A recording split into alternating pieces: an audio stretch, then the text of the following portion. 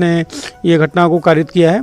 तो उससे बात करने में पाकिस्तानी मैरीटाइम सिक्योरिटी एजेंसी के 10 अफराद के खिलाफ कत्ल का मुकदमा दर्ज कर लिया गया है।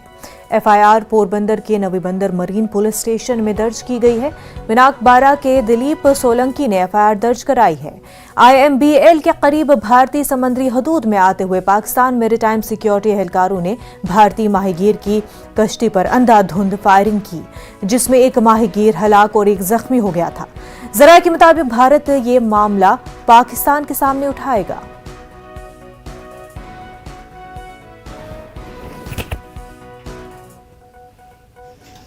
मेरे जमाई को गोली लग गई, पाकिस्तान के बॉर्डर से बाहर लेके थे, तो भी हमको नेवी वाले ने, कोस्ट गार्ड चोटी वाले, वो हमको फायरिंग करके गया।